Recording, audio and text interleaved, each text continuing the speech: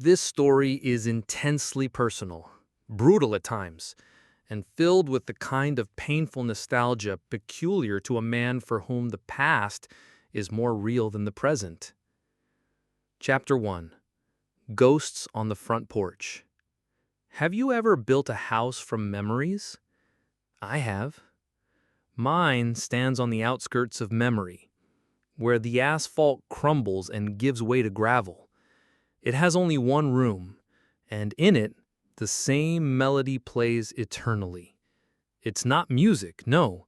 It's the laughter of Amelia Langston when she was 17, crystalline like ice on a creek on the first morning of November. I am the architect of my own personal hell, and the cornerstone of its foundation is my love for the girl who taught me that laugh and then taught me how to forget to breathe. We were both 7 when her family moved into the house across from mine in the town of Glen Rock, Maine. A town where time flowed as slowly as molasses, and the main event of the year was the autumn fair. Amelia, or just Amy, was a whirlwind of freckles, scraped knees, and a gaze so direct and pure from her blue eyes that it made you want to confess every sin you hadn't even committed yet. We became a single entity, the inseparable Jake and Amy. We built forts together, buried a dead robin under the apple tree together, tried whiskey from my father's bar for the first time together, and got sick in the hydrangea bushes together. She was my reflection, my shadow, my oxygen, and my curse. Because on that night at prom, when the orchestra was playing some saccharine ballad and we were hiding in the bleachers of the empty football field, she pressed against me, shivering from the night chill, and spoke the words that branded my soul. Jake, you're like a brother to me, the only one I truly have. Brother. That word wasn't just barbed wire between us. It was a wall of steel and concrete. A brother comforts her when she's dumped by the latest football captain. A brother helps her pick out a dress for a date with someone else. A brother listens to her ecstatic stories about her first kiss, feeling his own mouth fill with bitterness and ash. I played the part masterfully, winning an Oscar for Best Supporting Actor in the play of her life. And at night, in my room, I'd watch her glowing window across the street and hate the entire world for this injustice. My love for her was a secret, a sickness, a tumor that grew with each passing year, sending metastasis into the healthiest parts of my soul. I rehearsed my confession hundreds of times, in the car, by the lake, on our old park bench. The words would line up in perfect order, my heart hammering like a snared bird. But the moment I was near her, the moment I saw her trusting smile, my entire meticulously constructed monologue would crumble to dust. I couldn't destroy our world. I couldn't risk losing even this version of her, the brotherly version. I was a coward, and I paid for it with a loneliness so dense you could cut it with a knife. And then, in the first summer after college, when it seemed I finally had a chance, we were both single, spending every day together, and there was something new and fragile in the air, like a butterfly's wing.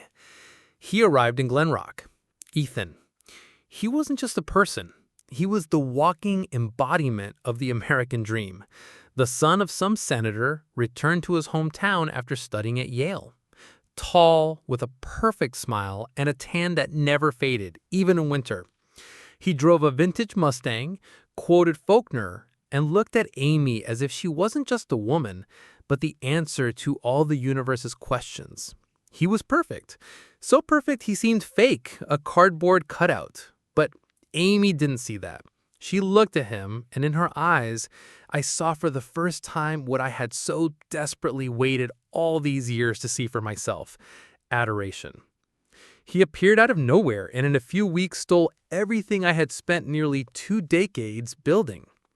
They became the most beautiful couple in the history of Glen Rock. They were seen at the local diner, laughing and holding hands. They were seen by the lake, where he kissed her against the sunset like in a cheap movie. And I watched from my car window, from the shadows of the trees across the street. I became a ghost in their perfect life. My sickness was progressing, entering its terminal stage. Obsession, that was its proper name. I remember the evening I knew a line had been crossed. I was sitting on my front porch, in the old creaky armchair, watching their house. The light was on only in her bedroom.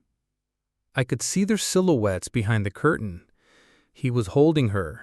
She was tilting her head back. And in that moment, the old melody, her laughter, snapped off in my head. It was replaced by another, a quiet, icy melody, full of dissonance. It was the melody of a pure, unclouded decision.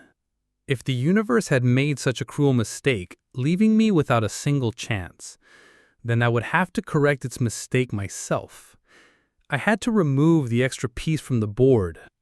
I smoked my cigarette down to the filter, burning my fingers, and for the first time in years, I felt not despair, but a cold, terrifying calm. The obsession had to end, and I knew how to arrange it. Chapter 2. The Worm in the Apple. My decision was not the fruit of drunken rage or blank jealousy. No. It was born in a cold, sober silence, which made it all the more monstrous. I transformed from a suffering poet into a strategist. My bedroom became a war room. Its walls hung with invisible maps, and the object of my study was the enemy, Ethan. I had to dissect his perfection, find the flaw, the crack in his immaculate facade where a crowbar could be wedged. My obsession had found its purpose, and it felt akin to a religious revelation. I started simply, with observation. I knew the schedule of their life better than my own. The morning run, coffee at the Blue Jay, his trips to nearby Portland for family foundation business. I was the shadow of his Mustang, the ghost in the supermarket parking lot, the invisible spectator to their happiness. Ethan was too smooth, too polished for our backwater town. He said the right things, smiled at the right people, and donated just enough to charity to get a mention in the local paper. He wasn't a person, but an image carefully constructed. And images, as I knew, always hide something ugly. My first clue was laughably simple. At the town's autumn fair, he was telling Amy's father, the old pragmatist Mr. Langston, about his time at Yale, about a secret society, about traditions. He spoke confidently, sprinkling in details. But he made one mistake. He mentioned an economics professor named Klein, whom he claimed to idolize. The problem was, Professor Klein was the pride of my small, humble college and had never in his life taught in the Ivy League. This small lie was my key. It was the smell of smoke that betrayed smoldering embers. I locked myself at home for several days, claiming to be sick. The internet, old university yearbooks, access to paid databases through a friend in journalism. I dug the ground out from under his feet. And what I found was better than I could have dreamed. Ethan Summers, the senator's son, did not exist in the form he presented. There was an Ethan Summers, yes, but he had attended a community college in California and was expelled for poor grades. There was indeed a senator with that last name, but he only had 2 daughters. My enemy's real name was Ethan Riley, and his story was far more prosaic and dirty. He was a professional con man, a card sharp, a gigolo, who migrated from one small town to another, finding lonely, trusting women with well-off families.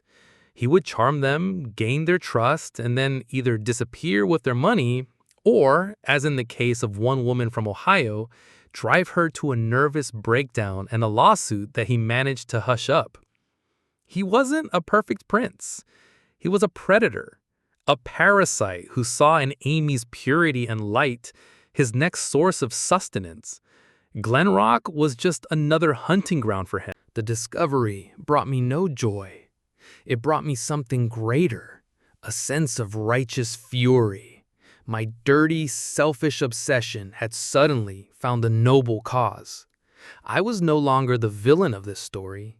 I was the paladin, the protector, the only one who saw the wolf in sheep's clothing. My love for Amy, sick and twisted as it was, now seemed the only real thing in this theater of lies. I had to save her, and I wasn't going to do it with fists or shouts. I was going to destroy him with his own weapon, a carefully constructed truth. I printed everything, screenshots of court records, newspaper clippings of his past exploits, a photo of his real, squalid house in Bakersfield. I put it all in a thick manila envelope. I was holding a bomb. All that was left was to choose the right moment to detonate it. Chapter 3. Theater of Shadows. A direct confrontation would have been an amateur's mistake. To show up at Amy's door shouting, "He's a liar!" would have been to paint myself as a jealous psychopath. No, my plan was more subtle, more elegant in its cruelty. I didn't just have to expose Ethan. I had to make the entire town, their entire cozy little world, vomit him out on its own, like a sick body expelling a disease. I had to become the puppet master, while remaining in the shadows. My theater of shadows required two audiences, one to light the fire, and one to ensure it didn't go out. The first audience member was Martha Higgins, the owner of the Blue Jay Diner and the unofficial information hub of all of Glen Rock. News told to Martha over morning coffee became public knowledge by evening. I prepared a special, light version of the dirt for her, only the juiciest facts without the boring documents. An anonymous envelope dropped into her establishment's mail slot late at night contained just a couple of newspaper clippings about the Ohio scandal and a hint that our town's guest was not who he claimed to be. I knew Martha. Curiosity and a love of gossip would do the rest. The second, main blow was aimed at Mr. Langston. Amy's father was an old-school man for whom reputation and honor were not empty words. He loved his daughter to distraction and was paternally blind to her choice, but he trusted facts more than words. I sent him the full package, Ethan Riley's entire sordid biography, including financial scams and forged credentials. I didn't include any letter. The bare facts were more eloquent than any accusation. I had planted the mines and settled in to wait. The explosion came 3 days later. First, a whisper snaked through the town. I saw people in the diner fall silent when Ethan and Amy walked in, saw them being followed by sideways glances. Ethan felt it. His perfect smile became strained, confusion appearing in his eyes. He didn't know which way the wind was blowing. And then Mr. Langston struck. On Friday evening, I saw him pull up to his daughter's house. He was inside for almost 2 hours. I couldn't hear their conversation, but I didn't need to. The windows trembled with shouting. It wasn't a conversation anymore. It was a trial. The climax arrived near midnight. The front door flew open and Ethan stormed onto the porch, his face a mask of fury and humiliation. Amy appeared behind him. She wasn't crying. Her face was like a sheet of ice. They screamed at each other, right there on the lawn, under the indifferent light of the moon. The words liar, scam, used me, carried all the way across the street to me. Then Ethan lunged for his Mustang, peeled out with a squeal of tires, and vanished into the darkness. For good. I waited one day. I spent Saturday in a fever of anticipation. I was a hero. I had saved her. Now that the illusion was shattered, she would see who had been by her side all along, who her true protector was. On Sunday morning, I picked up fresh pastries and went to her. Amy opened the door. She was pale with dark circles under her eyes, but surprisingly calm. There were no hysterics, no tear-stained eyes. I was prepared to comfort, to hug, to tell her everything would be okay. But she beat me to it. She looked me right in the eye. A long, deep, frighteningly knowing gaze. And in a quiet, steady voice, devoid of any grief, she said, "Thank you, Jake." She took the bag of pastries from my hands. I knew I could always count on you. And she closed the door. I was left standing on her porch, stunned not by her gratitude, but by her tone. These were not the words of a victim finding solace. These were the words of an accomplice, thanking me for a job well done. A chill ran down my spine. Something was wrong in her perfect blue world, and that something scared me far more than Ethan's lives. Chapter 4. The Silence After the Storm. Victory tasted like ash. The town buzzed. The story of Ethan Riley's fall from grace became local legend, and I had gotten what I thought I wanted. Amy was free. But the air between us didn't clear. On the contrary, it thickened into a viscous, suffocating silence. Our old world, the world of Jake and Amy, did not return. In its ruins, something new, alien, and unsettling had arisen. She didn't avoid me. No, we even started spending more time together, as if trying to recreate what we once had. We went to the movies, sat on our bench by the lake, drank coffee on the porch.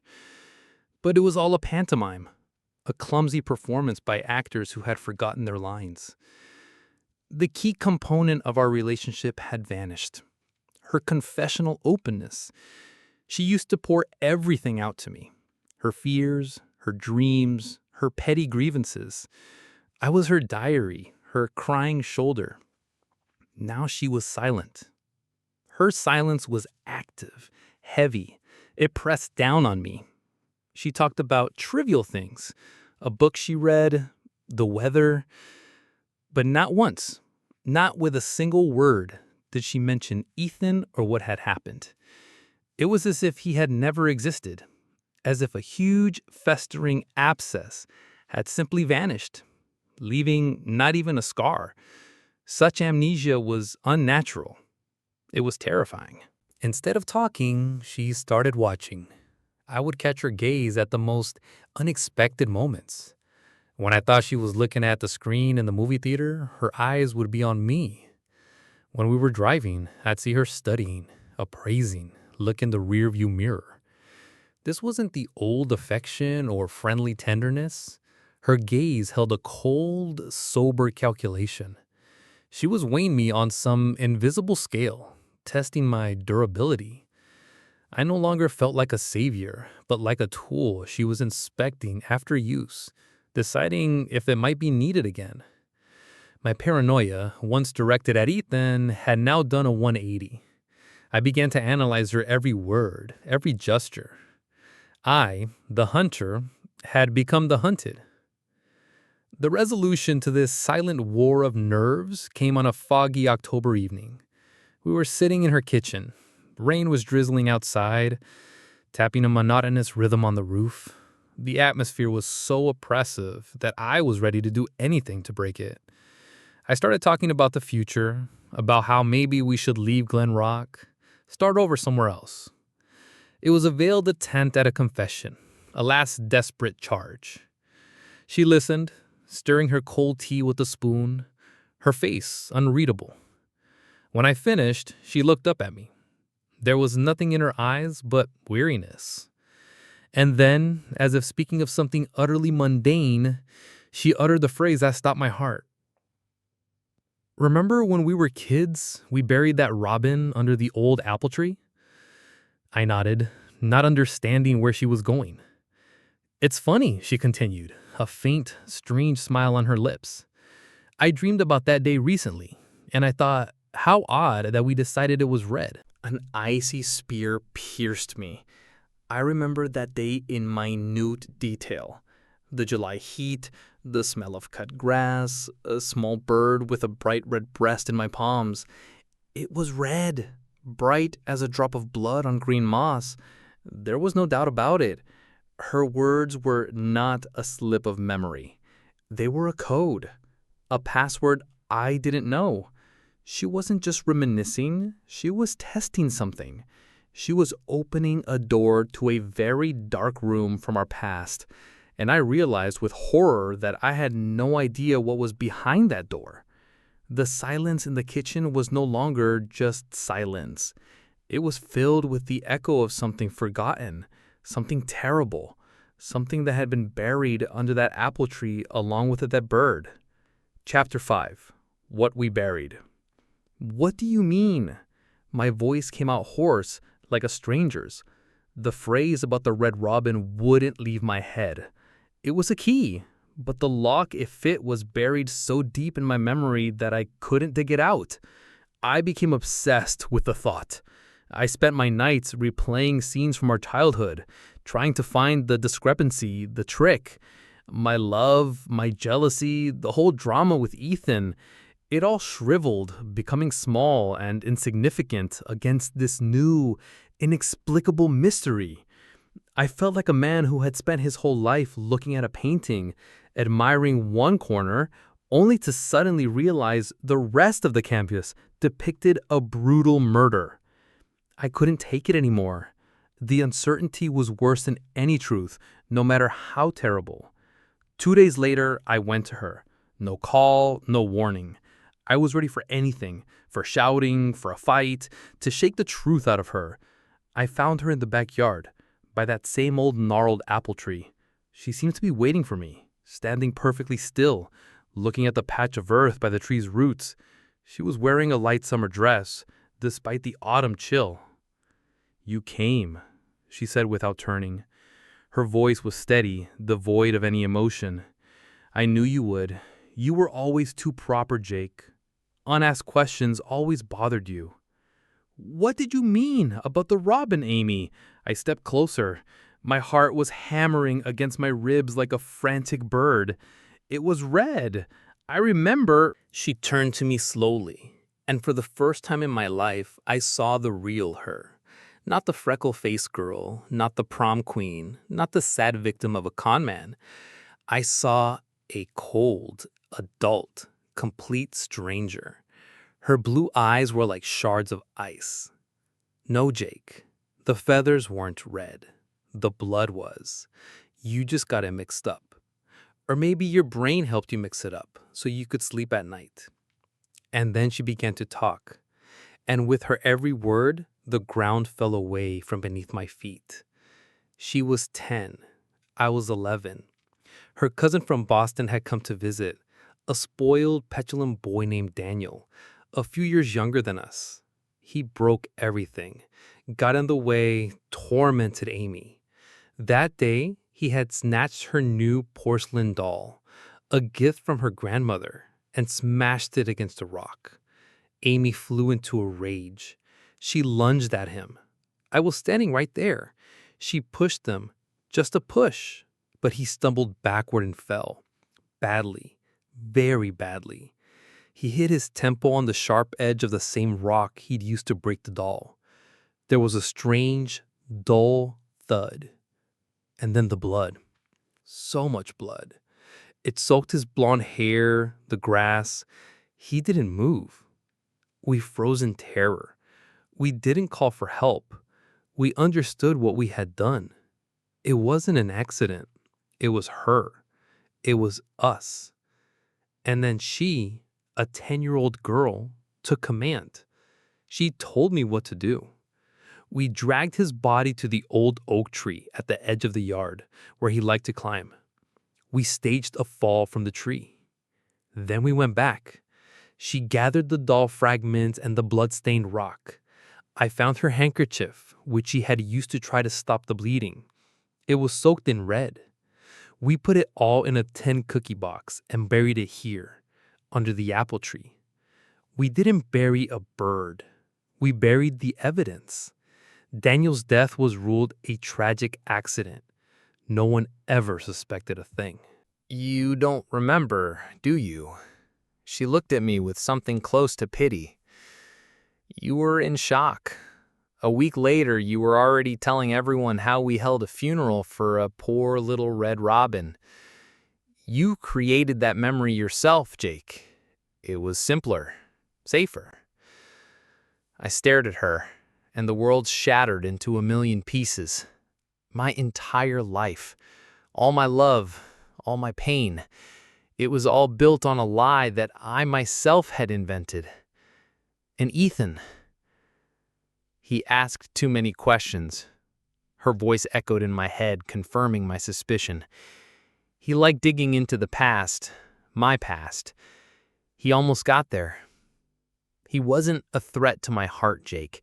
He was a threat to our secret. I wasn't her knight. I wasn't her savior. I was her weapon, her attack dog, sicked on a man who got too close to our shared grave. And the word brother, it took on a new, monstrous meaning. We weren't bound by friendship. We were bound by blood. Chapter 6. Echo of a New Melody.